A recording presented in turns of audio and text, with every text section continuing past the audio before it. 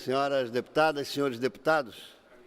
Vamos aproveitar o intervalo enquanto não chegamos ao horário da ordem do dia para atender requerimento de diversos senhores deputados, deputado Maurício, deputado Luiz Fernando Vampiro, deputado Milton Alves, deputado Fabiano da Luz, deputado Nazareno Martins e o deputado da cidade de Lages, deputado Márcio Machado, para que nós possamos, nesse momento em que a sessão está suspensa, para que seja anunciado o pré-lançamento da 31ª Festa Nacional do Pinhão, evento que será realizado de 14 a 23 de junho de 2019, na cidade de Lages.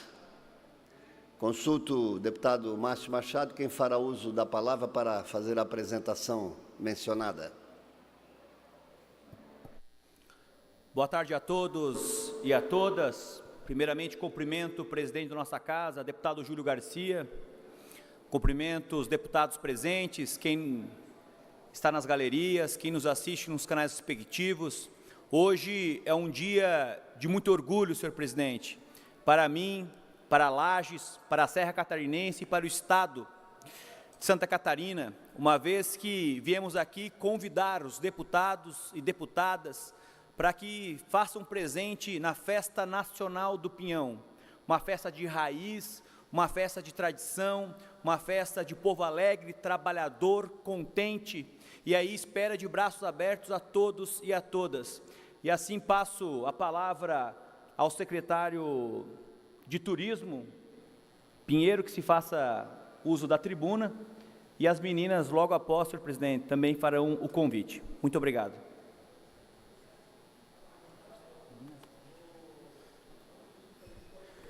Cumprimento o presidente dessa casa, deputado Júlio Garcia, em seu nome os deputados e deputadas aqui presentes. Trago o abraço fraterno do nosso prefeito Antônio Seron, de toda a comunidade e o povo da cidade de Lages. Venho para falar, presidente, da 31ª edição da Festa do Pinhão. Festa do Pinhão que surgiu em 1973 como um momento de confraternização e entretenimento entre as pessoas e que ao longo desses anos vem se consolidando e hoje se constitui num dos maiores eventos do calendário de turismo de Santa Catarina. Uma festa que reúne gastronomia, entretenimento, lazer, cultura, música, enfim, uma série de atrativos e que representa muito o povo da região da Serra Catarinense e da cidade de Lages.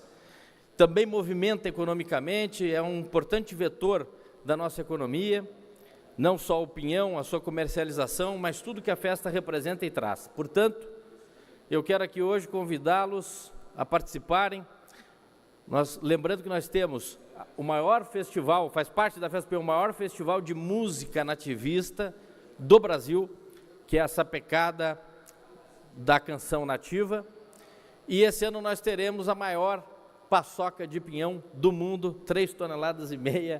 Deputado Júlio, deputados e deputadas estão convidados a compartilharem conosco esse momento no último domingo. Convido a todos de 14 a 23 de junho, portanto, para participarem da 30ª edição da Festa Nacional do Pinhão. Obrigado. Passamos então a palavra agora à rainha e às princesas para o convite para a festa. Olá a todos, em especial quero cumprimentar a todas as autoridades e a toda a imprensa. Bom, para nós é uma honra a realeza da 31ª Festa Nacional do Pinhão estar aqui na capital catarinense, vindo lá da Serra, trazendo esse convite tão especial para todos. Então, quero convidá-los para o nosso Recanto do Pinhão Aracipaim, que inicia neste sábado, dia 8 de junho, e se estende até o dia 23 de junho, trazendo grandes apresentações regionais, o melhor da nossa gastronomia, representando a nossa cultura e a nossa alegria. Obrigada.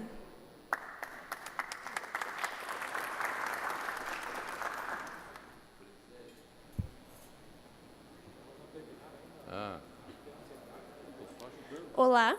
Uma boa tarde a todos. Me chamo Victoria Gabriela, sou a primeira princesa da 31ª edição da Festa Nacional do Pinhão e é uma grande honra poder convidá-los para a Sapecada da Serra Catarinense e a Sapecada da Canção Nativa, que é um festival que acontece durante a programação da festa e é considerado um dos maiores festivais do sul do Brasil no âmbito da cultura tradicionalista, da música regionalista.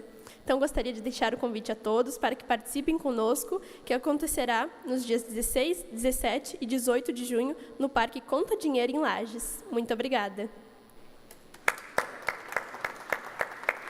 A palavra agora à rainha da festa. Boa tarde a todos. Queria falar em nome do nosso prefeito Antônio Seron, do nosso superintendente Giba Roncone também, boa tarde, em especial ao presidente e também ao Márcio Machado, que é o nosso representante e todo o seu gabinete. Já gostaria de agradecer a oportunidade que nos foi dada para que a gente pudesse trazer esse convite até vocês. Como as meninas já mencionaram, nós temos um grandioso evento e muitas atrações. Temos uma festa completa, realmente. Queria ressaltar um pouco mais sobre o nosso último domingo, que será, nós faremos a maior paçoca de pinhão do mundo, que levará Lages para um outro patamar. Inclusive, teremos a presença da nossa apresentadora Ana Maria Braga, também no nosso evento. Para quem gosta das tradições gaúchas, teremos uma cavalgada no sábado, dia 15 de junho, que é pelos campos e pelas ruas de Lages. Enfim, queria deixar o meu convite final para que todos tenham o grande privilégio de estar prestigiando a nossa grandiosa Festa Nacional do Pinhão, que nesse ano é a 31ª edição da festa. Nós, eu, Rainha Maísa, as princesas, estaremos de braços abertos, recepcionando a todos vocês com muito carinho. Muito obrigada.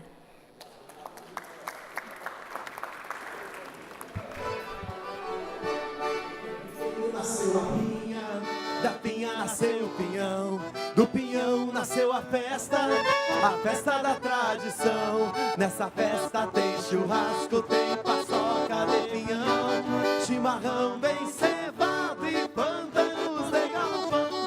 Tem artistas no palco, sapecada da canção. Aceite o convite de Lages, vem pra festa do pinhão. Aceite o convite de Lages, vem pra festa do pinhão. De 14 a 23 de junho, bate forte o coração. Viva a Festa Nacional do Pinhão!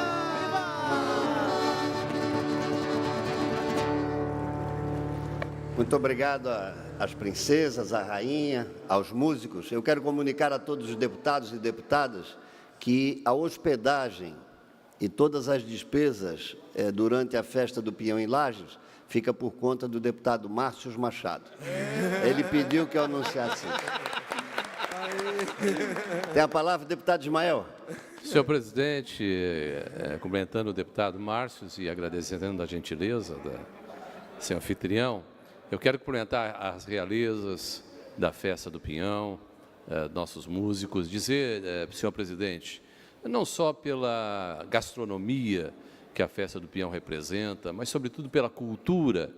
E com todo respeito, senhor presidente, aos outros 294 municípios de Santa Catarina, eu gostaria de fazer aqui uma confissão, senhor presidente, que eu acho que Lages tem as mais belas mulheres de Santa Catarina. E digo isso, senhor presidente, não é por acaso, porque há 32 anos casei com uma lagiana. E é por isso que a gente quer prestigiar essa festa. Sucesso!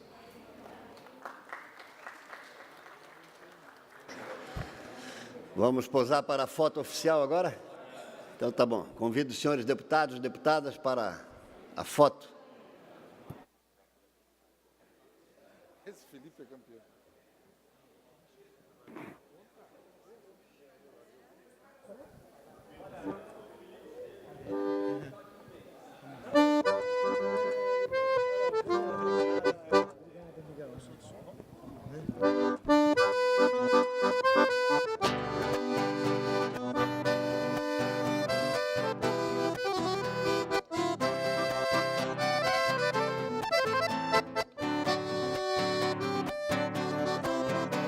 Eu sou do sul, essa olha pra ver que eu sou do sul. A minha terra tem um céu azul, essa olhar e ver Eu sou do sul, é só olhar pra ver que eu sou do sul. A minha terra tem o céu azul, é só olhar e ver. Canta Catarina, canta, quando eu vou na crina o povo se levanta. Canta Catarina, canta, quando eu abro o peito nenhuma gralha se espanta. Canta Catarina, canta, quando eu vou na crina o povo se levanta. Canta Catarina, canta, quando eu abro o peito nenhuma gralha se espanta. Atira o chapéu pra cima, Catarina, e agradece a Terra Santa. Atira o chapéu pra cima, Catarina, e agradece a Terra Santa. A Terra Santa, a Terra Santa, a Terra Santa, Catarina. Viva Santa Catarina, viva a Festa Nacional do Pinhão!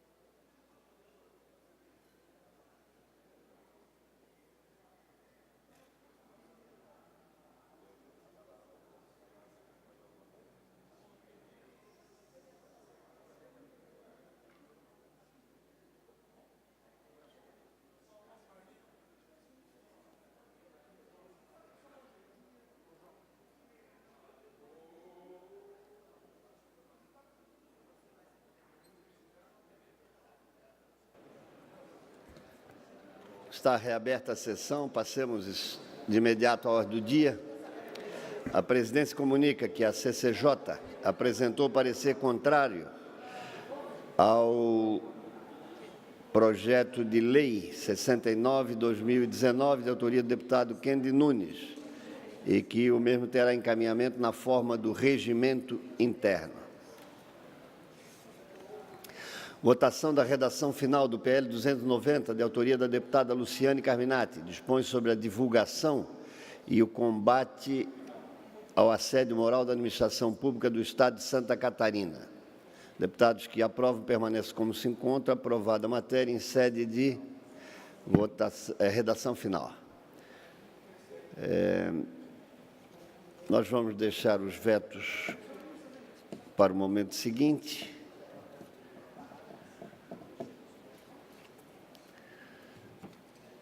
Discussão e votação em turno único do PL 3/2019, deputado Neudi Sareta, reconhece o município de Piratuba como a capital turística do Alto Uruguai catarinense. Em discussão, não havendo quem queira discutir, em votação, aprovada a matéria em turno único. Discussão e votação em turno único do PL 20/2019, deputado Márcio Machado, institui o dia 23 de abril como Dia Estadual do Escotismo, no âmbito do Estado de Santa Catarina. Em discussão, não havendo quem queira discutir, em votação, aprovada a matéria. Discussão e votação em turno único, projeto 51/2019, deputado Fernando Krelin é o autor, institui a Semana Estadual de Segurança nas Escolas, no âmbito do Estado de Santa Catarina. Para discutir a matéria, tem a palavra o autor, deputado Fernando Krelin. Muito boa tarde, senhores deputados, público presente, quem nos assiste pela TV Assembleia. Então, deputados, gostaria de solicitar aos amigos o voto favorável a esse projeto de lei que institui a Semana Estadual de Segurança nas Escolas, justamente nesse momento, nós falamos muito em educação, falamos muito em segurança, a nossa ideia é fazer essa junção, fomentar e abastecer informações a esses alunos, aos professores, aos profissionais que trabalham nas escolas, sobre possíveis ações a serem tomadas em casos como foi feito, e infelizmente a gente tem que lembrar, na escola de Suzano, em São Paulo. Então, que exista um preparo para esses alunos, esses profissionais, esses professores, que a gente possa também fazer uma aproximação aos órgãos públicos de segurança com a escola, principalmente essa ligação do PROERD, essa resistência às drogas, que nós possamos fazer através da Semana Estadual de Combate, Semana Estadual de Segurança nas Escolas. Então, com isso, acho que fomentará o debate, fomentará processos, diretrizes importantes para a segurança das nossas crianças, nossos alunos e principalmente também da sociedade no todo, inclusive os professores. Obrigado. Encerrada a discussão, em votação, deputados que aprovam, permaneçam como se encontra. Aprovada a matéria. Discussão e votação em turno único. Projeto de resolução 5/2019, da mesa diretora da Assembleia, altera a resolução 07/2015, que dispõe sobre instalação e manutenção de escritório de apoio à atividade parlamentar e adota outras providências. Foi apresentada uma emenda modificativa em plenário e, conforme determina o regimento, a matéria retorna às comissões para tramitação. Mensagens de veto. Discussão e votação em turno único. Mensagem de veto 60/2019. Veto total ao PL 36/2018, de autoria do deputado Giancuma, que altera os parágrafos do artigo 32 da Lei 14.675, que instituiu o Código Estadual do Meio Ambiente e estabelece outras providências para o fim de estabelecer regras para a regularização de empreendimentos em atividade sem a devida licença ambiental de operação. O parecer da CCJ é pela rejeição do veto. Em discussão, não havendo quem queira discutir, em votação. A votação no painel, peço a abertura do painel para que possamos votar. Votando sim, mantém o veto. Votando não, acompanha a CCJ e rejeita o veto. Está aberto o painel.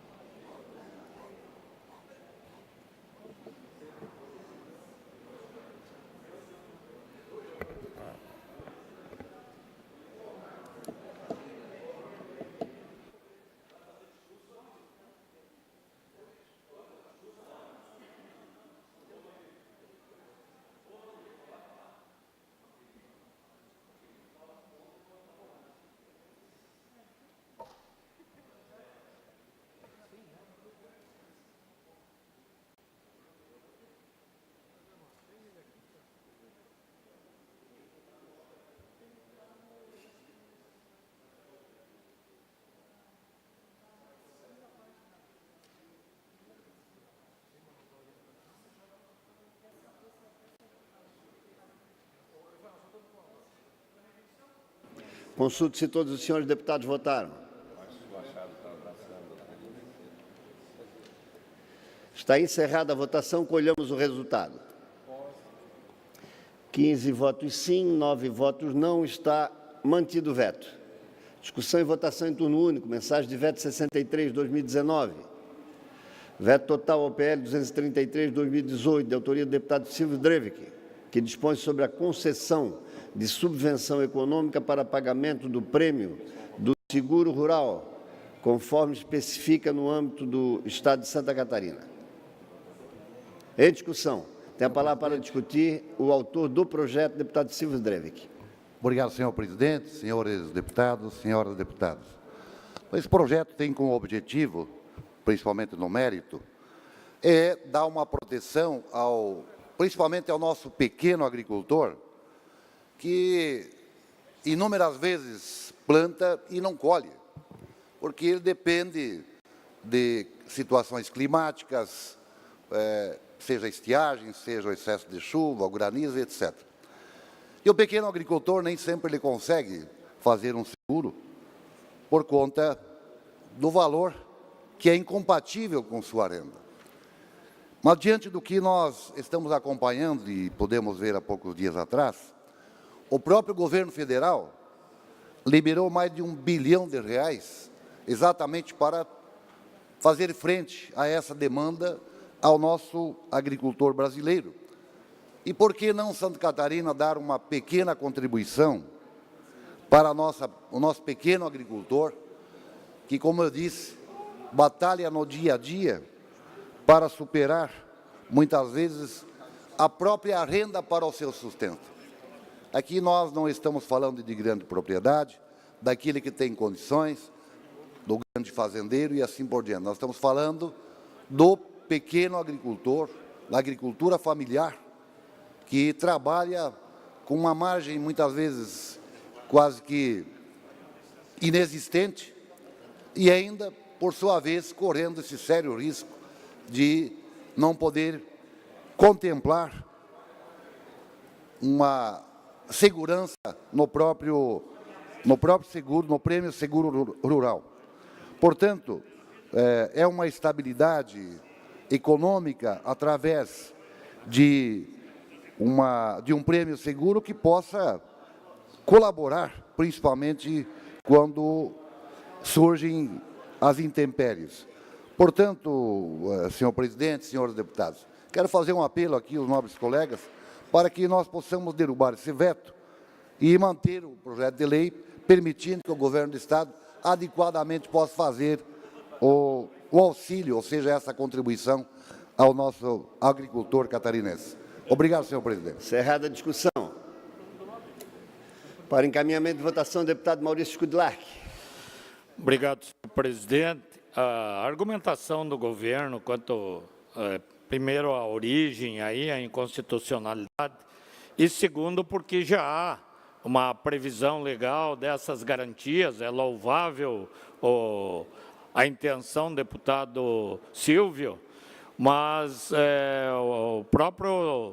a legislação que regula o Proagro, que é o Programa de Garantia à Atividade Agropecuária, já estabelece essas proteções que o deputado Silvio incluiu nesse projeto de lei. Então, por essa razão, é a manifestação do governo pela voto 1, manutenção do veto, porque já existe uma legislação que pesa a boa intenção aí do deputado Silvio. Está aberto o painel de votação. Iniciamos o processo de votação. Votando 1, mantém o veto. Votando 2, rejeita o veto.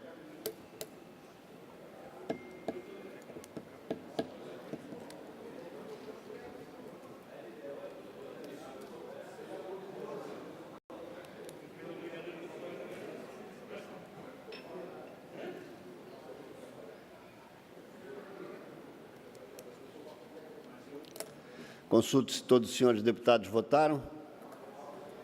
Deputado Marco Vieira.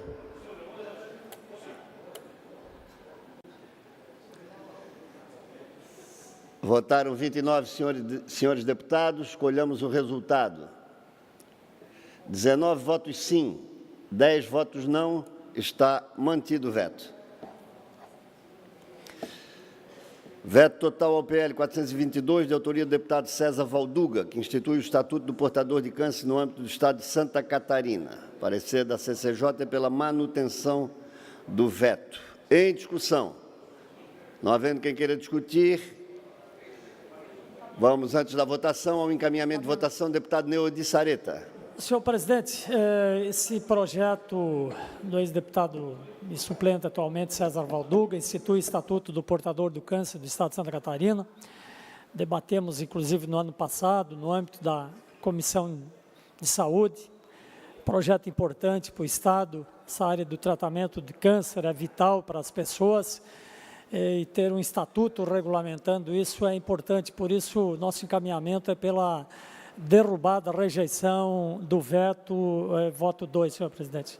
Deputado Neudi Sareta encaminha voto 2. Tem a palavra o líder do governo, deputado Maurício Kudilark, para encaminhamento de votação. Obrigado, senhor presidente.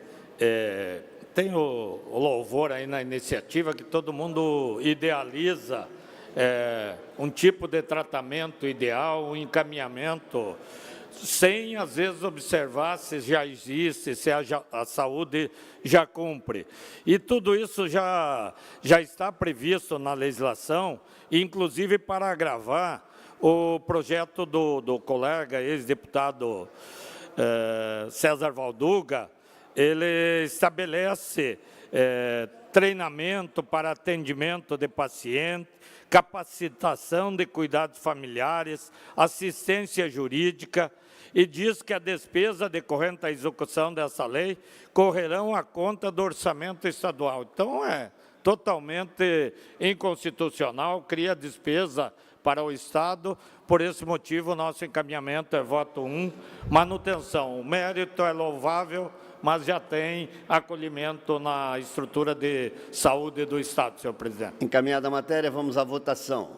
Votando 1, mantém o veto. Votando 2, rejeita o veto. Está aberto o painel.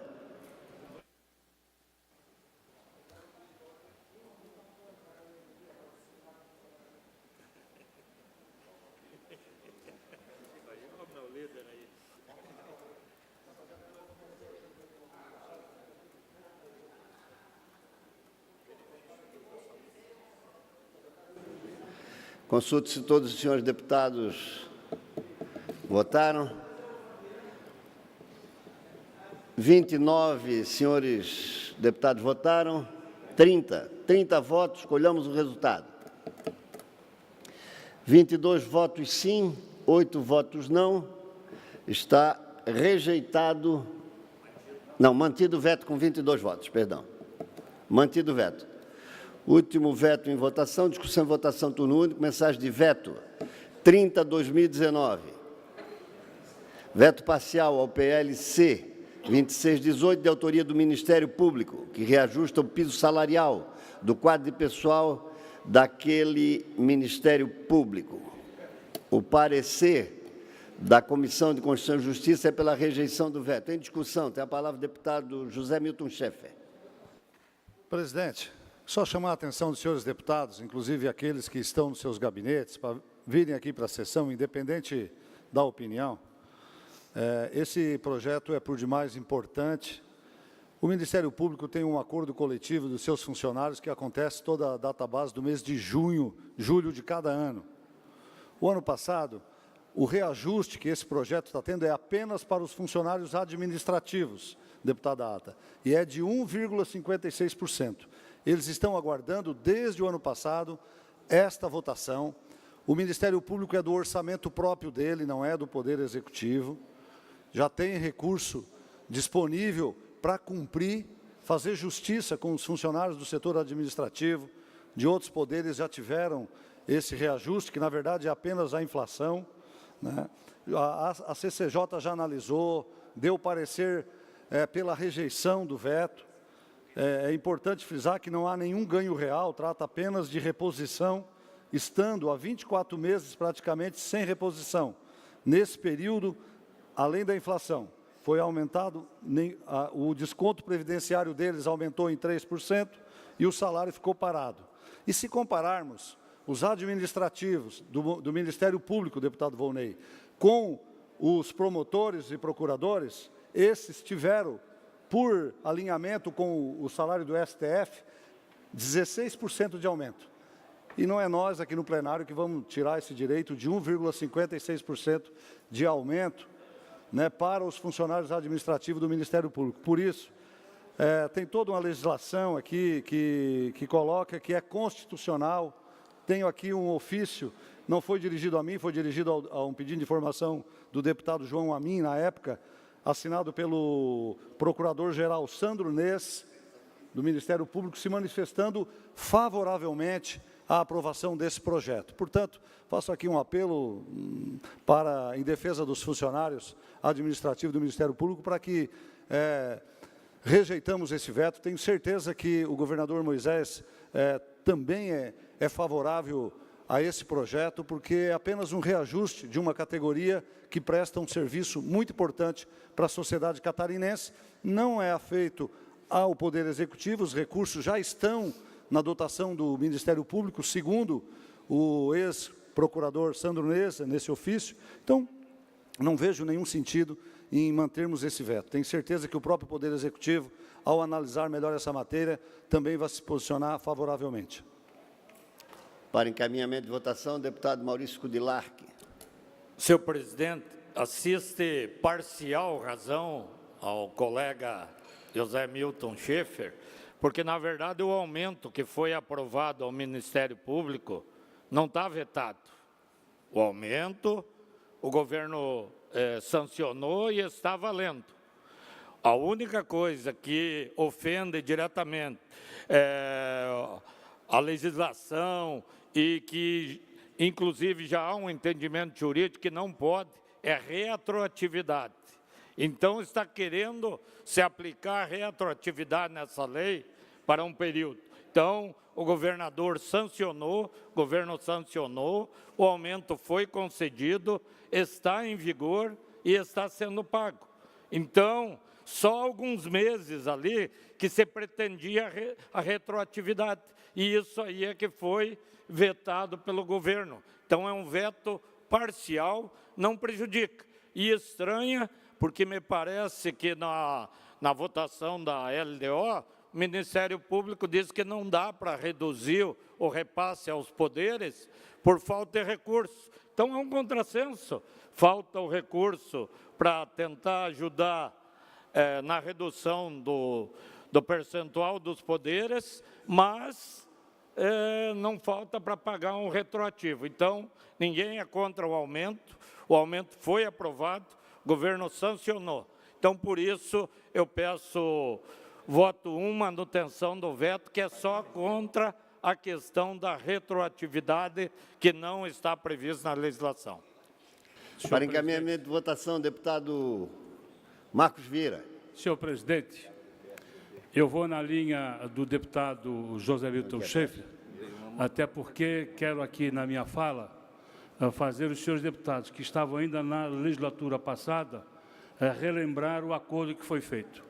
O projeto de lei concedendo a revisão não foi reajuste, revisão aos servidores de caráter efetivo do Ministério Público, chegou nesta casa no prazo tempestivo, ou seja, antes da data base. Acontece que o projeto tramitou nesta casa, o deputado Luciano Carminati lembra bem, e esse projeto teve na sua tramitação um período longo da sua tramitação, e chegou quase ao final do ano, deputado Cobalcini, a sua tramitação nesta casa. E se aprovássemos o projeto de lei da forma como fora aprovado, haveria um prejuízo aos servidores em razão da database.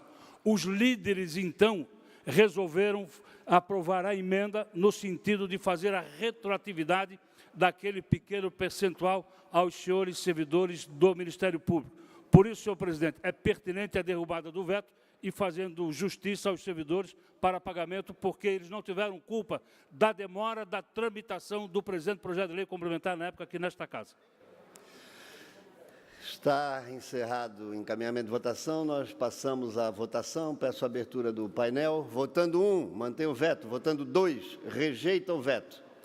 Matéria devidamente esclarecida pelo deputado Maurício, deputado Zé Milton e também pelo deputado Marcos Vieira.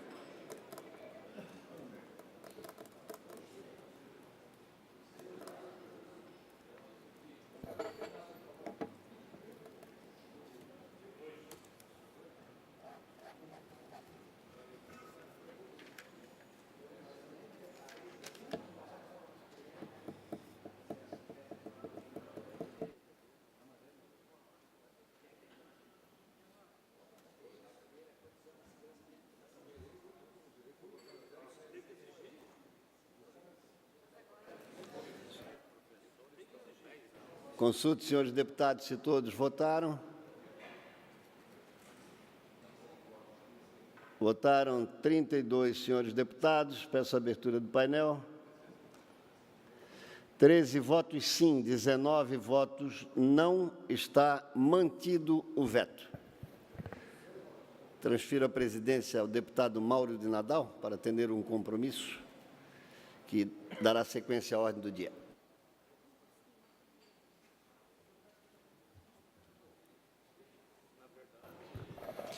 Boa tarde a todos e a todas. Pedidos de informação. Pedido de informação 244, autoria deputada Luciane Carminati, solicitando ao secretário da Casa Civil informações acerca das providências tomadas para o cumprimento da Emenda Constitucional Federal número 80. Em discussão. Não havendo quem queira discutir, em votação. Deputados que aprovam permaneçam como se encontram. Aprovado por unanimidade.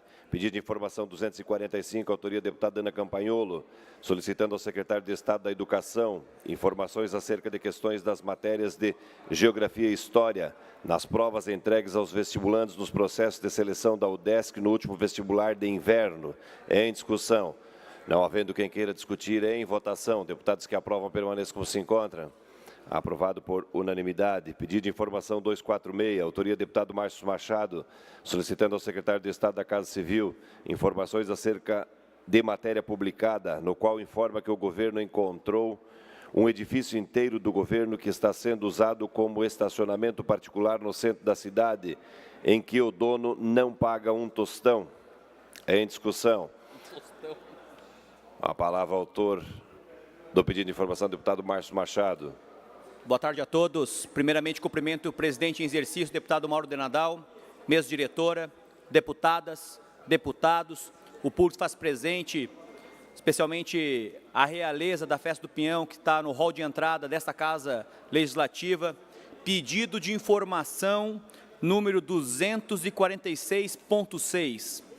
Senhor presidente, saiu no blog da jornalista Olivete Salmora de Lages um testemunho ou um desabafo do governador do Estado, Carlos Moisés, no qual afirma que quando ele assumiu o governo, ele pode escrever um livro de algumas questões que ele encontrou.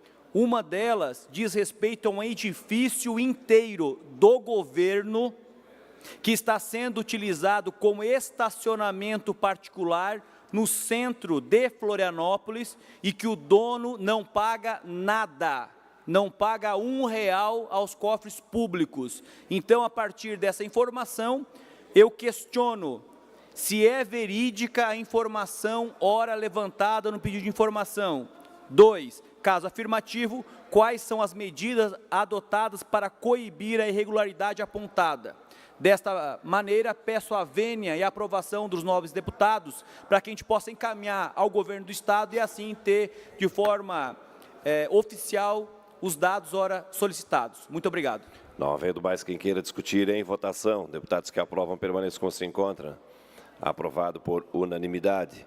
Pedido de informação 247, autoria do deputado Ivan Nats, solicitando ao secretário de Estado da Segurança Pública informações acerca do aproveitamento de praças da Polícia Militar e do Corpo de Bombeiros Militar de Santa Catarina, qualificado e habilitados para atuarem como pilotos de aeronave e helicóptero. Em discussão. Não havendo quem queira discutir, em votação. Deputados que aprovam permaneçam como se encontram. Aprovado por unanimidade. Moção 260, autoria do deputado Fernando Kreling, apelando ao ministro da Economia e ao presidente do INSS para que sejam mantidas as atividades da agência no município de Porto União. Em discussão. Não havendo quem queira discutir, em votação. Deputados que aprovam permaneçam como se encontram. Aprovado por unanimidade. Moção 261, autoria do deputado Neudi Sareta, cumprimentando a coordenadora do projeto educacional Ler com os Outros, pelo brilhante trabalho realizado pelo projeto. Em discussão. Não havendo quem queira discutir, em votação. Deputados que aprovam permaneçam como se encontram. Aprovado por unanimidade. Esta presidência comunica que defere os seguintes requerimentos. Requerimento 648, autoria do deputado Jair Mioto. Requerimento 649, autoria do deputado Felipe Estevão. Requerimento 650, autoria do deputado Padre Pedro Bodiceira. Requerimento 651 a 652, autoria do deputado Luiz Fernando Vampiro. Requerimento 653 a 654, autoria da deputada Luciane Carminati. Requerimento 655, autor bancada do Partido dos Trabalhadores. Esta presidência comunica que encaminhará aos destinatários, conforme determina o regimento interno, as seguintes indicações. Indicação 784, autoria do deputado José Milton Schaeffer. Indicação 785, autoria do deputado Fernando Kreling. Indicações 786 e 787, autoria do deputado Márcio Machado. Indicações 788 e 790, autoria do deputado Neudi Sareta. Fim da ordem do dia, passamos às explicações pessoais. Orador inscrito para falar, deputado Rodrigo Minotto, pelo tempo de até 10 minutos.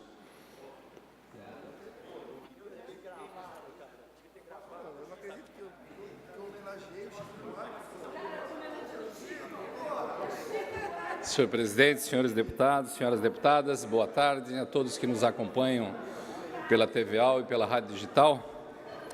Eu venho hoje aqui externar, senhor presidente, que continuamos nos últimos dias a nossa maratona em defesa da educação superior em Santa Catarina, principalmente aqueles alunos carentes que precisam das bolsas de estudo do artigo 170 e também referentes ao artigo 171 da Constituição Estadual. Estive no dia de ontem em Brasília, acompanhado pelo secretário executivo da ACAF, professor Paulo Ivo, e do Adriano também, que representa a ACAF, numa missão que, junto com algumas autoridades federais, que teve como meta ampliar os recursos para as universidades do sistema CAF, para que elas possam assegurar, de certa forma, uma educação de qualidade e um número maior de estudantes, em especial aos estudantes que lutam com mais dificuldades para ingressar no nível superior. Nos reunimos com a diretoria de governo do Banco do Brasil, com o representante da presidência do FNDE e também falamos sobre a possibilidade da criação de um fundo de financiamento estudantil para Santa Catarina, o que iria ampliar e beneficiar de sobremaneira todo o sistema de educação superior no nosso estado, a qual o sistema CAF abrange importante parcela da nossa sociedade.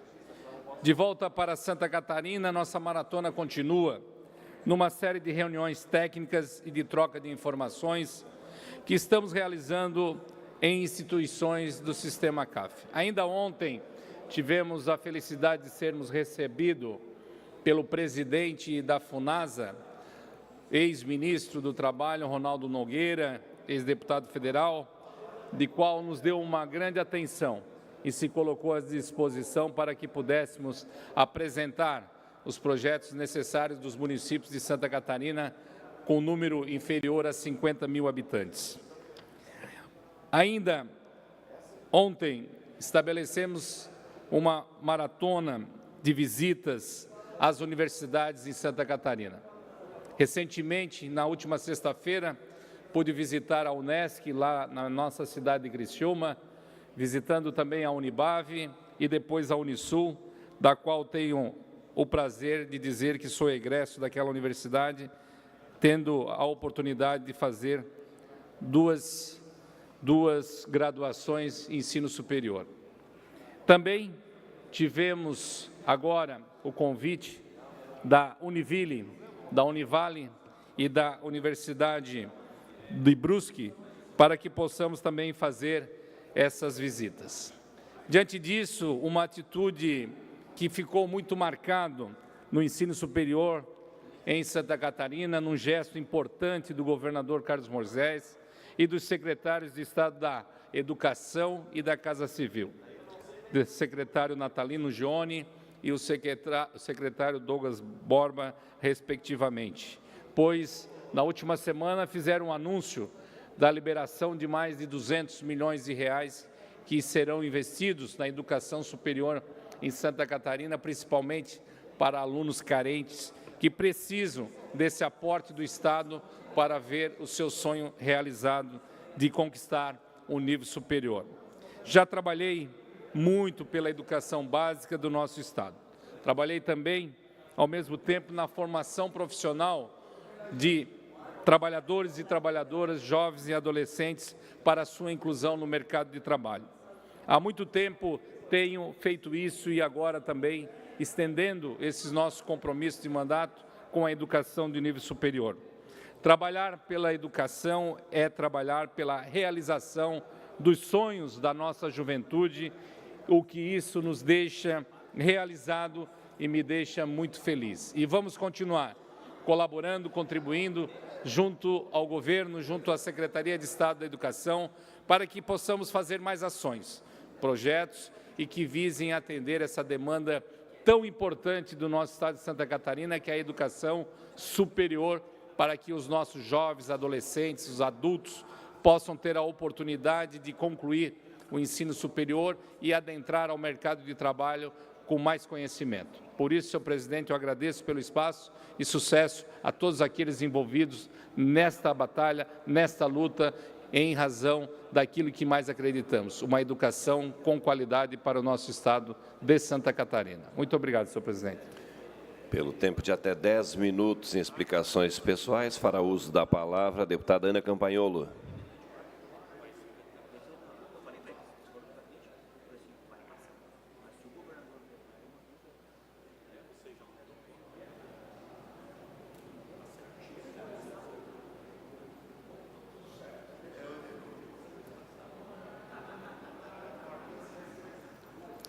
Boa tarde aos senhores deputados, aqueles que nos escutam pela rádio da Assembleia e que nos assistem pela TVAL.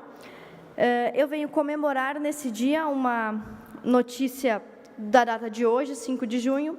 Como alguns dos senhores sabem, logo após o resultado da eleição e a minha vitória no último pleito, eu fui processada pelo Ministério Público de Santa Catarina por recomendar aos alunos de instituições públicas de Santa Catarina que gravassem qualquer ato ilícito de seus professores em sala de aula. O entendimento do Ministério Público na ocasião é que o aluno não poderia gravar o professor, inclusive porque o celular não era permitido em sala de aula, entre outros entendimentos. Na data de hoje, o Ministério Público Federal, através do procurador, que eu quero aqui parabenizar, Ailton Benedito de Souza, recomendou ao Ministério da Educação que disponibilize canais para receber denúncias sobre os atos de natureza político-partidária realizados em prédios de instituições públicas de ensino. Basicamente, a mesma coisa que eu sugeri aos alunos em outubro, e continuo a sugerir, que façam caso seus professores violem alguns de seus direitos. Como a notícia me deixa realmente muito feliz, eu vou ler um pequeno trecho dela que diz o seguinte: para o Ministério Público Federal, os bens públicos, em especial aqueles onde funcionam serviços educacionais, não podem ser empregados para a promoção de eventos de natureza político-partidária, porque destoante da finalidade pública a que se destinam. A realização desses eventos, portanto, configuram desvio de finalidade. Quais são as consequências no entendimento do Procurador da República, Ailton Benedito de Souza, de você realizar esses atos político-partidários e ideológicos em sala de aula. Ocorrências de manifestações de natureza político-partidárias nas dependências das instituições de ensino culminam na paralisação das atividades escolares, danos ao patrimônio público, prejuízo ao calendário estudantil, intimidação dos estudantes e funcionários, invasões ou ocupações dos prédios por supostos estudantes e outras pessoas, bem como integrantes de movimentos sociais, em protestos contra diversas ações do governo, favoráveis ou contra. Na verdade, é importante mencionar que o Ministério Público Federal pontuou que esses atos políticos devem ser coibidos, sejam eles favoráveis ou contrários ao Ministério Público. Isso me deixa verdadeiramente feliz, como vocês sabem, sou um entusiasta e militante do programa Escola Sem Partido. Essa notícia, para mim, é excelente. Tais práticas, práticas político-partidárias dentro de sala de aula, violam, à primeira vista, as normas constitucionais e legais, além de caracterizarem impedimentos ao exercício dos direitos sociais fundamentais da educação dos estudantes e o trabalho dos professores e técnicos no sistema de ensino. Segundo a notícia, e conforme a recomendação do Ministério Público, o MEC e também a Secretaria de Educação tem um prazo de 5 dias para encaminhar uma resposta ao Ministério Público Federal pertinente ao acatamento do que foi recomendado pelo Ministério. Só para exemplificar esse problema, ali no nosso Gabinete 8, nós temos um acervo de inúmeros vídeos, incontáveis, de problemas como esse, de atos político-partidários dentro da escola, mas só para exemplificar, hoje eu vou passar mais um, acredito que alguns deputados já estão até cansados de ver esses casos, de tanto que eu trago para cá. Então, por favor, o vídeo que eu disponibilizei. Obrigada. Pela mídia Lula é histórico. Nunca na história do Brasil alguém foi tão perseguido quanto Lula. Entendeu? Não pode Professor, ter opinião da Veja, da porra do Jornal Nacional.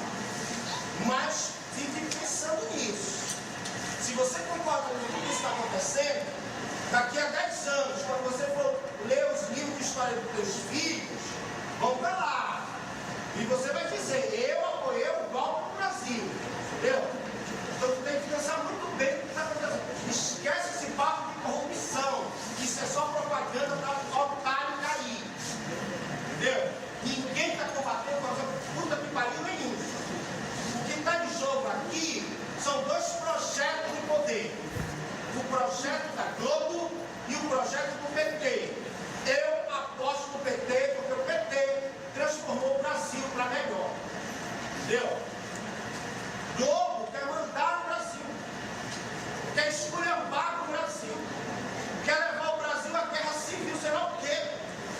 Esse juizinho de merda do Paraná, vou repetir, esse juizinho de merda do Paraná é um bandido. O cara vira capa da Veja, é bandido, não tem jeito. O pai desse indivíduo, você sabe, é fundador do PSDB de Paraná. A mulher do Sérgio Moro é advogada do PSDB do Paraná. Ele, Sérgio Moro, já trabalhou no PSDB. Então, porra, que juiz imparcial? O Aécio Neves já foi delatado 6 vezes. Então, senhores deputados, esse foi só um exemplo, até tirei, porque eu assisti isso até o final, dá até um desgaste emocional no ser humano. E isso, como vocês veem, é um professor dentro da sala de aula, no horário de aula, no espaço público, usando a audiência cativa dos seus alunos para falar mal de que seja quem quer que seja. E, enfim, isso, independente de ser um petista falando, que infelizmente é recorrente, não é culpa minha, isso deve ser coibido, venha de que partido vier. Então, meus parabéns ao Ministério Público Federal, em específico ao Procurador da República, Ailton Benedito de Souza. Mudando um pouco de assunto, mas ainda falando de educação, eu venho mencionar as 2 indicações encaminhadas para a Secretaria de Educação e ao Governo do Estado.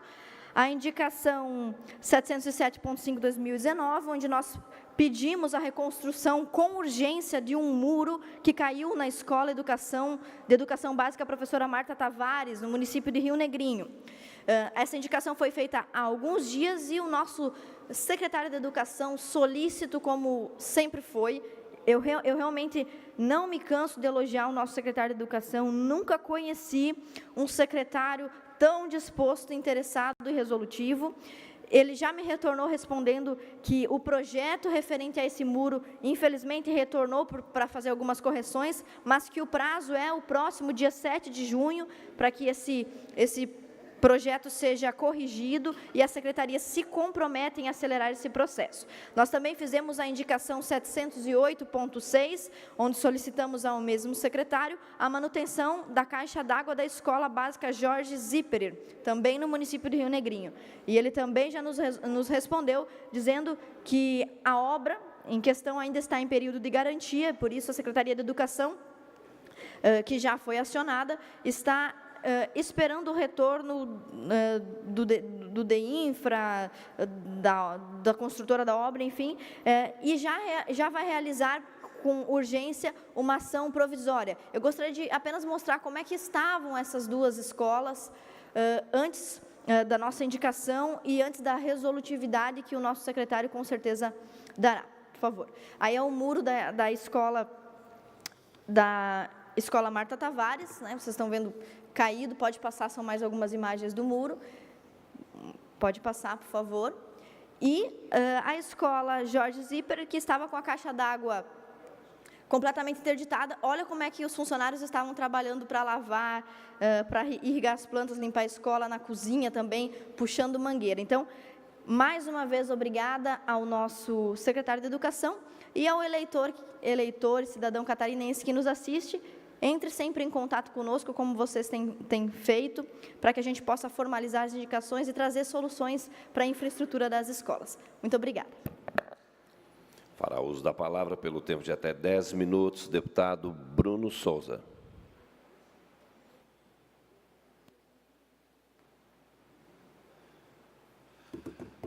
Boa tarde.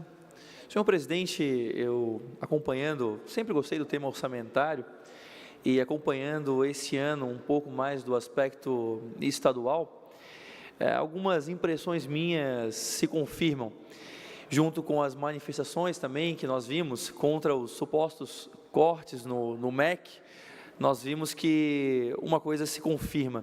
Infelizmente, no Brasil, nós temos uma cultura fiscal e orçamentária quase nula. Nós não temos uma preocupação e talvez um entendimento de onde vem o dinheiro, para onde vai o dinheiro, e principalmente de que orçamentos se fazem na base da escassez. São escolhas difíceis e o recurso é escasso. Decidir para onde ele vai implica também em decidir para onde ele não vai. E, baseado em toda essa percepção, tenho me preocupado muito, já que gosto do tema fiscal, e a falta que está fazendo, talvez, uma percepção de como a reforma da Previdência, ela impacta diretamente e frontalmente os estados e o município. Neste momento, em Brasília, como eu já havia falado outras vezes, está em discussão a aprovação da reforma da Previdência, que hoje é o tema principal no Brasil, porque não há por que falar em um Brasil a longo prazo sem uma reforma da Previdência, sem um equilíbrio fiscal que garanta que o Brasil continue existindo fiscalmente. Neste momento, está tomando força a exclusão dos estados e municípios da reforma da Previdência. Isso é temerário, porque a reforma hoje, na maneira que foi proposta, ela implica em que os municípios e os estados tenham que fazer em um prazo de 180 dias o seu equilíbrio financeiro e atuarial, para que tomem medidas para garantir o equilíbrio financeiro e atuarial. E isso tem tudo a ver com Santa Catarina e os municípios catarinenses. Santa Catarina hoje tem um déficit de cerca de 60% na sua previdência. Isso representa 3,8 bilhões de reais. Isso representa 18% da sua receita corrente líquida.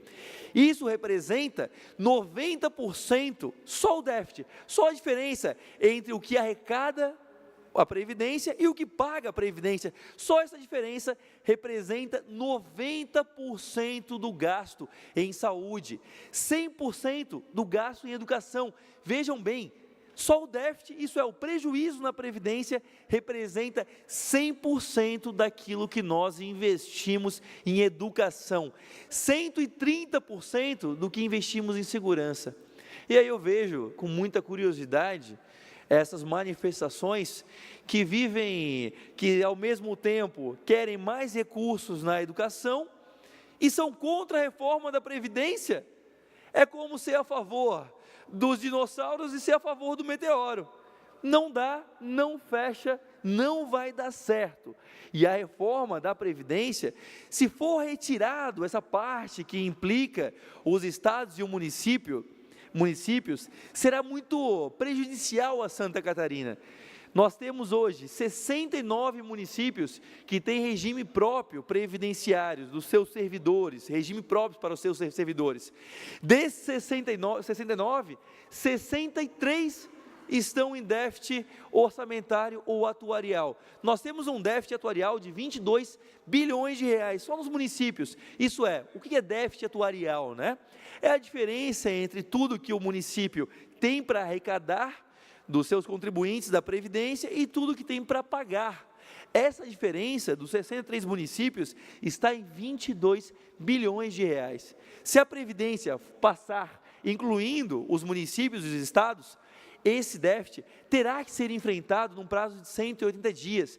E por que é tão importante que isso passe no Congresso e não nas câmaras municipais? Ora, porque as câmaras municipais são muito mais suscetíveis à pressão das corporações do que é o Congresso Nacional. O vereador, ele é muito mais suscetível à pressão das suas corporações, as corporações locais e os servidores que os conhecem, do que é o congressista, do que é o deputado federal. Portanto, se nós conseguirmos aprovar essa reforma da Previdência, incluindo os estados e os municípios, nós teremos que fazer de forma automática. Não poderemos mais ficar suscetível a essa pressão pela não aprovação, pelo embarrigamento. Isso é levar para frente, chutar para frente, deixa explodir na próxima gestão. Nós teremos que enfrentar esse caso. E o Estado de Santa Catarina será altamente beneficiado, porque desse déficit todo que eu citei, nós teremos uma economia, nos primeiros 4 anos, de 1,6 bilhão de reais. Nos 10 anos seguintes, teremos uma economia de 7,7 bilhão de reais. Isso é muito dinheiro, isso é muito recurso, que deixa de ir para a educação, para a saúde, para a segurança. Se nós quisermos, mas só faz sentido nós lutarmos aqui por mais recurso em educação, se tivermos uma noção clara para onde esse recurso está indo, que não está indo para a educação. Para onde esse recurso está indo, que não para a saúde. E hoje o nosso principal gargalo, nosso principal buraco é na Previdência. Então só faz sentido defender para onde deve ir, se a gente também souber para onde só faz sentido defender para onde deve ir, se nós tivermos claro para onde está indo. Ou seja, se queremos que vá para a educação, então temos que defender que não vá para outro lugar. Infelizmente, no Brasil, se discute assim, né? Se todo mundo quer encher o seu copo, fingindo que a água é infinita, que o suco é infinito. Não é, não é. E aí, nesse sentido, eu parabenizo o governador Moisés, que assumiu essa defesa pela reforma da Previdência, junto com diversos governadores do Sul e do Sudeste, estão defendendo abertamente, fazendo o contrário do que diversos governadores no Brasil, que ao mesmo tempo que criticam a reforma da Previdência, por trás dizem que ela é necessária, ou seja, fazem um desserviço. Está na hora de termos coragem em pensarmos o Brasil não para a próxima eleição, mas pensarmos num Brasil para as próximas gerações. É agora, nesse momento, em que se faz presente e se diferencia o que é um estadista do que é apenas um populista. E nessas horas nós precisamos de homens que defendam e mulheres que defendam com vigor aquilo que é necessário e não aquilo que rende aplausos. Então, novamente venho falar esse tema porque, apesar de menosprezado, esse tema é essencial para as cidades e para o Estado catarinense. Muito obrigado.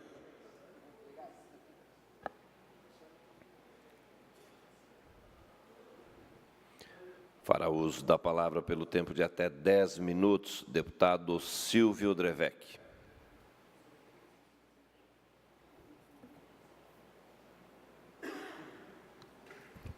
Senhor presidente, senhores deputados, senhoras deputadas, deputado Vicente Caro Preso, da nossa região, o assunto que vou falar vai compreender um pouco também a minha região, a do Fernando Krelin, deputado que está presente nesse momento, deputado Ado de Luca.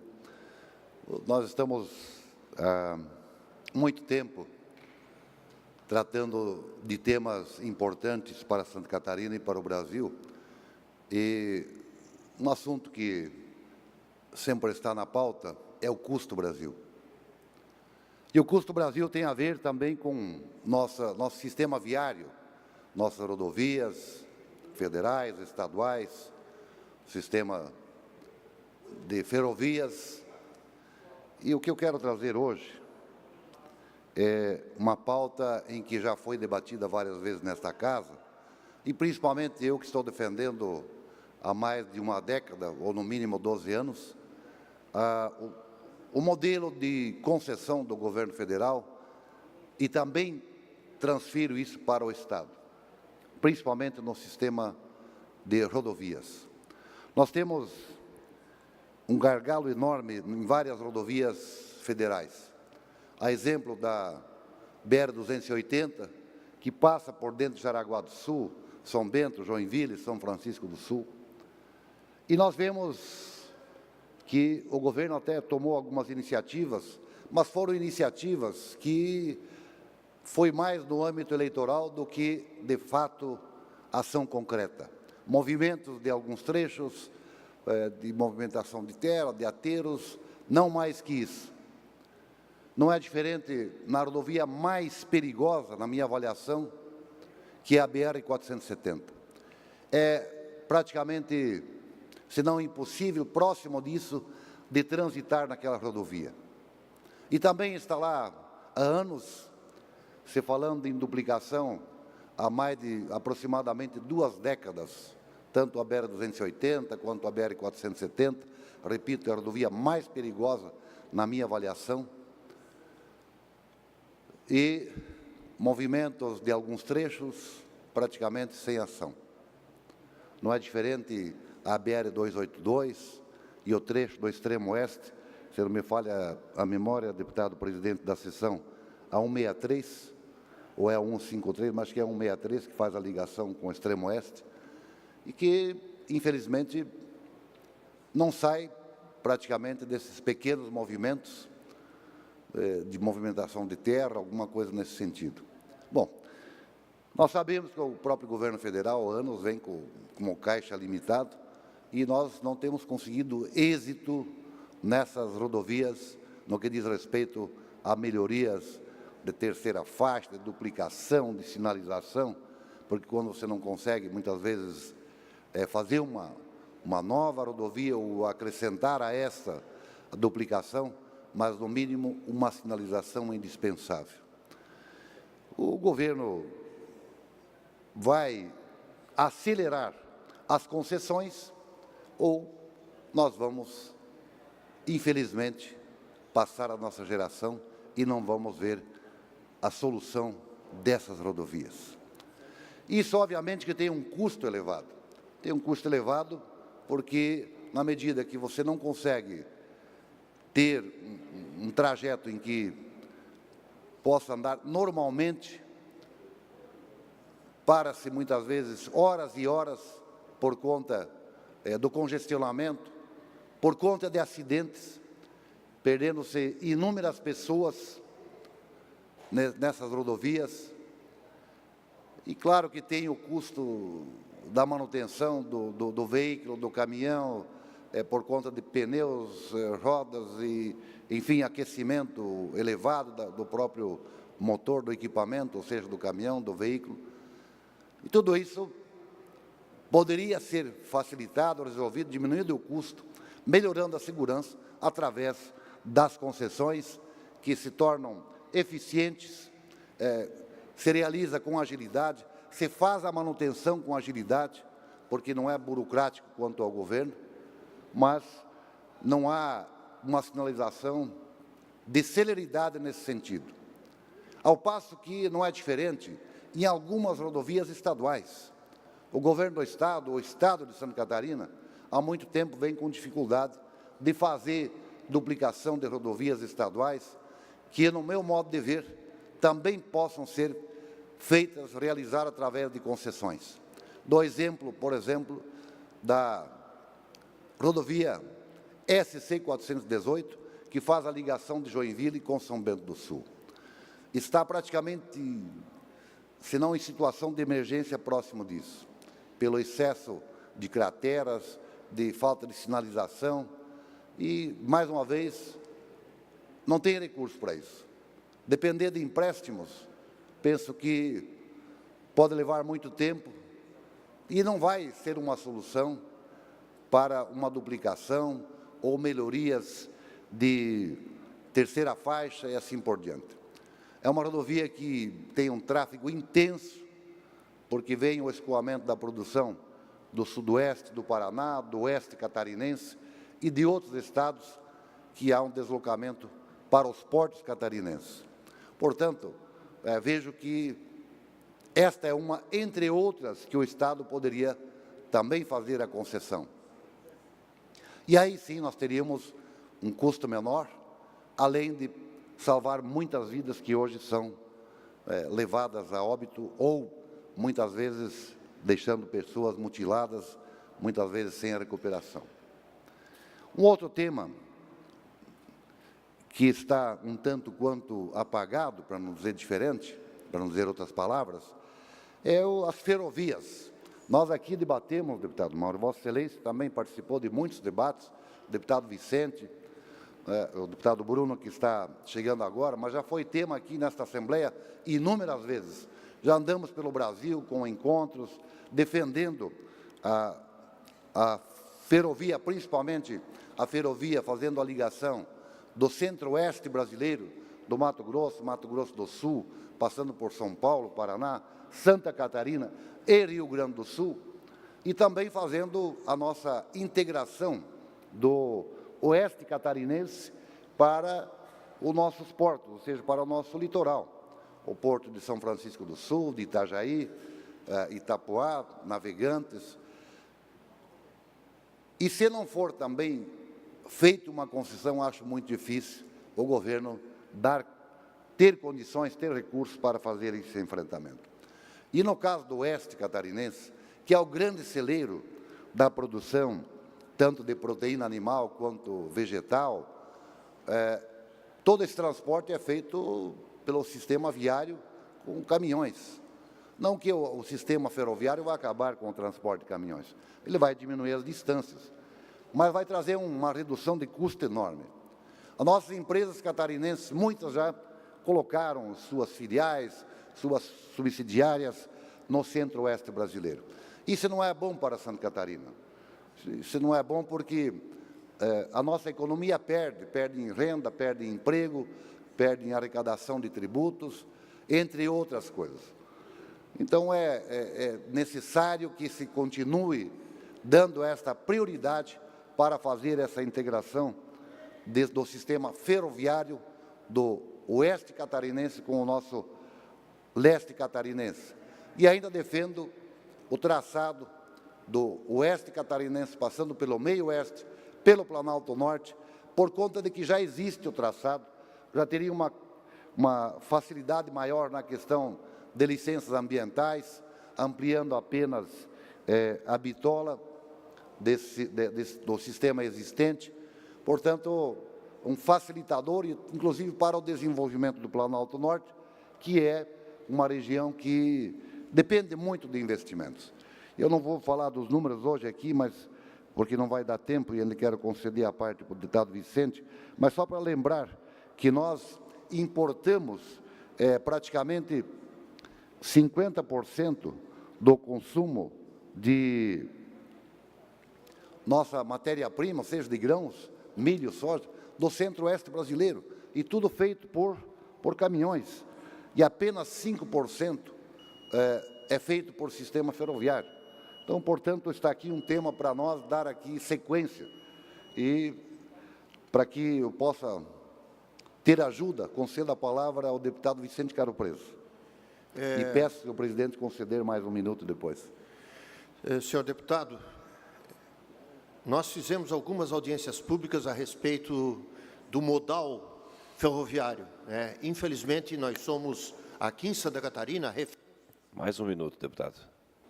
Aqui em Santa Catarina, nós somos reféns totalmente do transporte rodoviário. Várias iniciativas foram feitas a partir do ano 2007, a ferrovia translitorânea, está no papel. Nenhum centímetro quadrado de projeto foi até agora entregue, já foram gastos 40 milhões de reais. Mesma coisa, desvio do trânsito do centro de São Francisco, está lá aquela obra perdida no espaço, o senhor conhece? A famosa mesa de sinuca. O desvio do centro, em Joinville, mesma coisa. Onde que nós vamos estar? Parabéns, acho que é isso. Trem, sim. Obrigado, deputado Vicente, pela sua manifestação. Acolho ao meu pronunciamento. Obrigado, senhor presidente. Pelo tempo de até 10 minutos, fará uso da palavra a deputada Ada Faraco de Luca.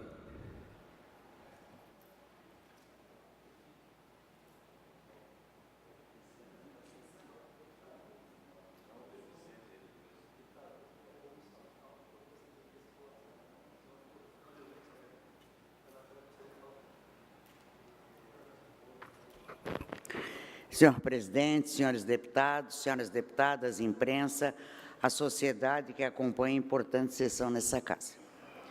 Na Semana do Meio Ambiente, eu não poderia ficar calada.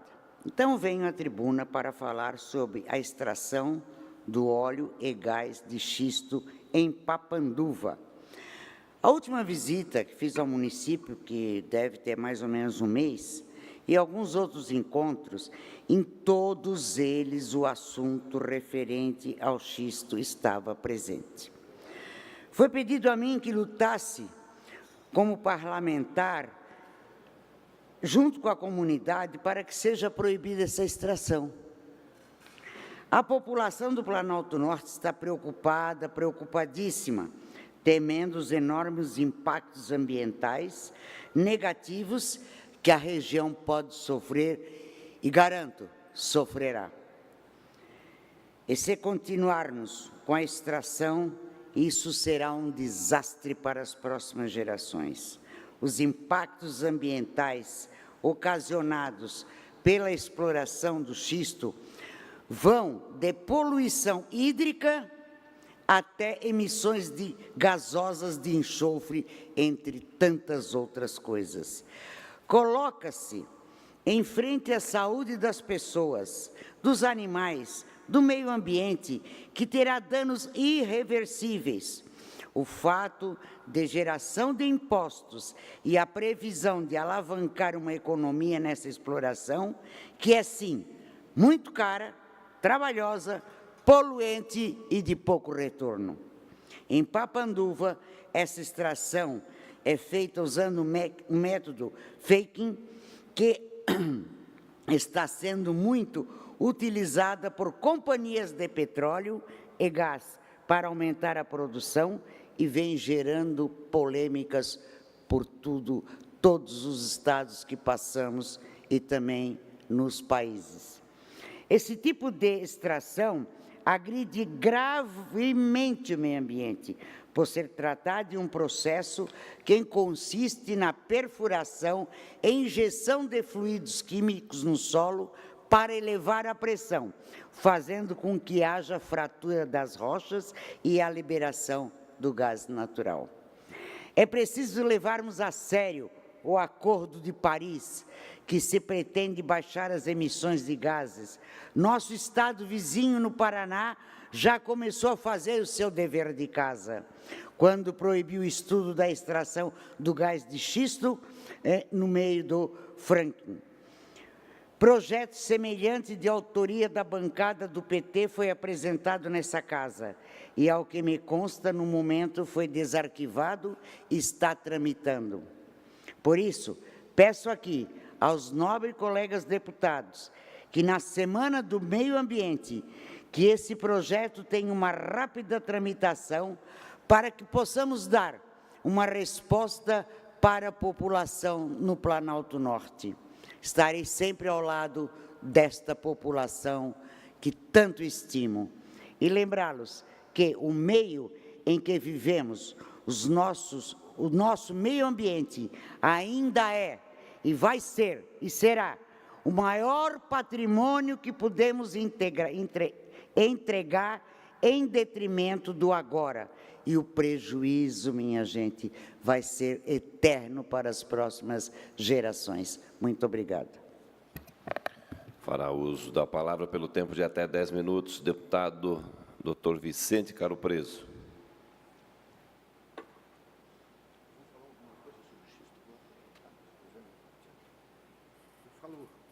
Complementando.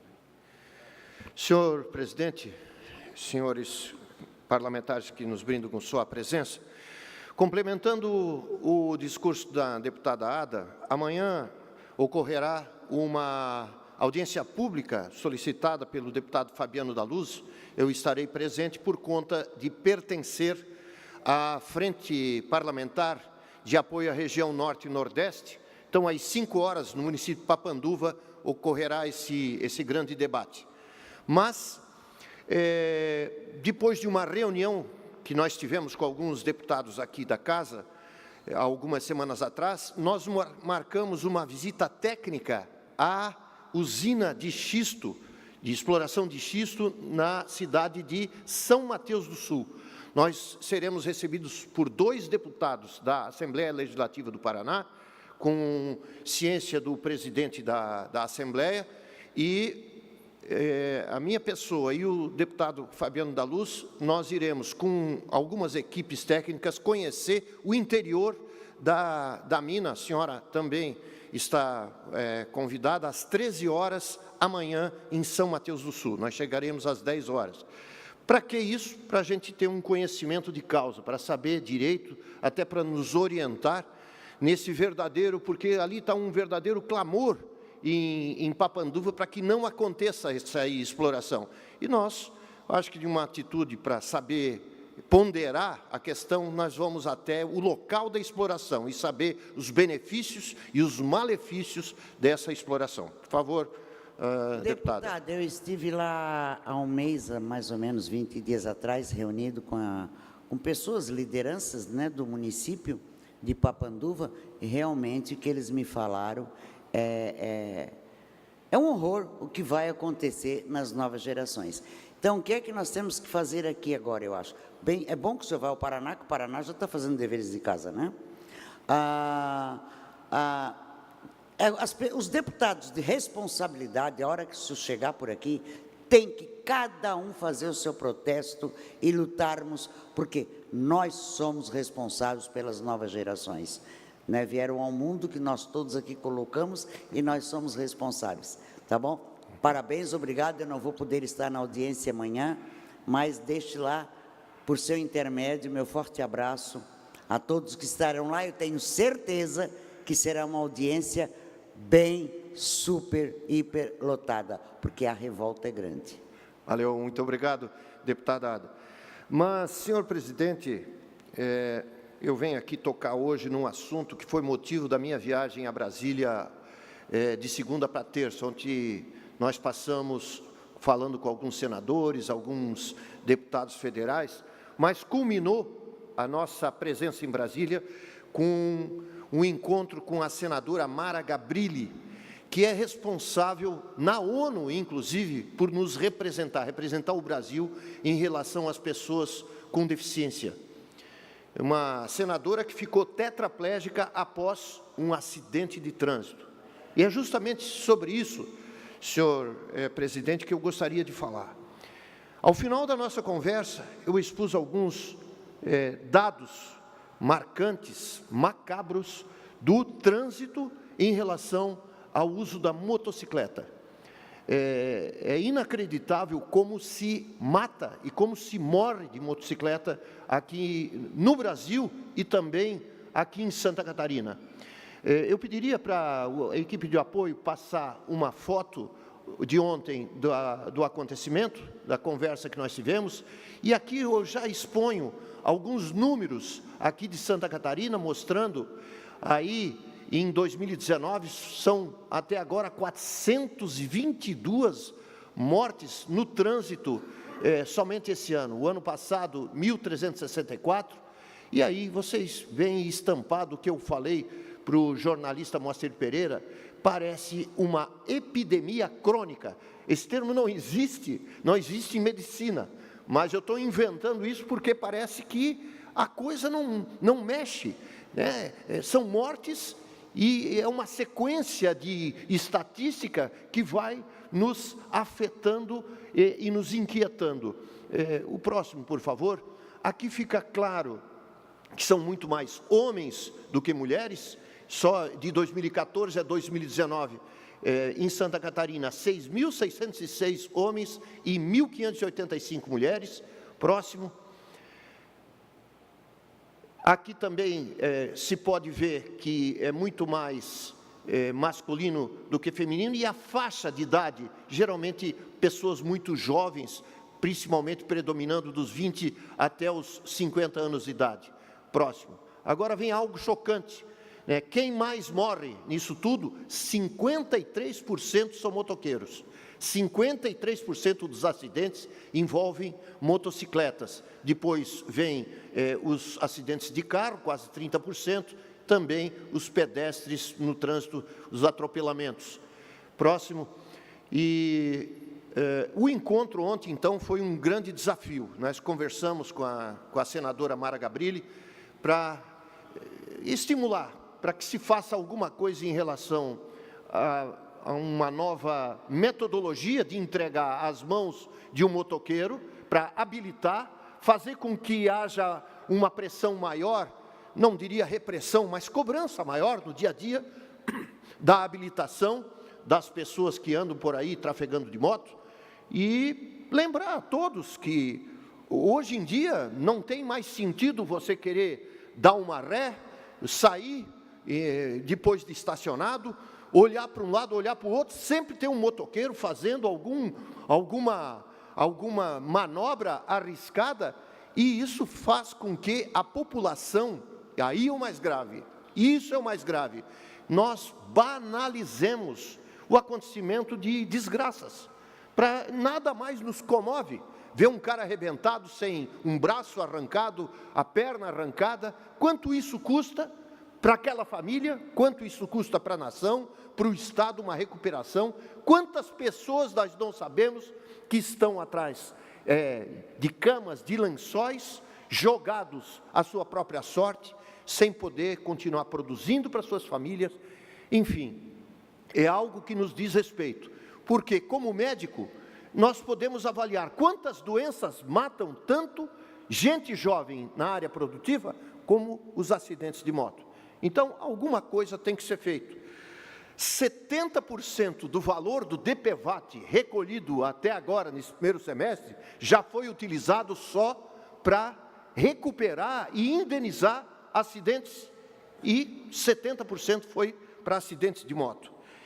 Vários estados registram, e daí eu tenho que dizer, quem morre são mais jovens, negros, jovens de classes menos favorecidas, e eles estão fazendo algazarra? Não, pelo contrário, estão defendendo suas vidas. Eles são entregadores, levam peças de carro, pizza, enfim, toda sorte de trabalhos que eles têm para defender suas vidas, eles utilizam.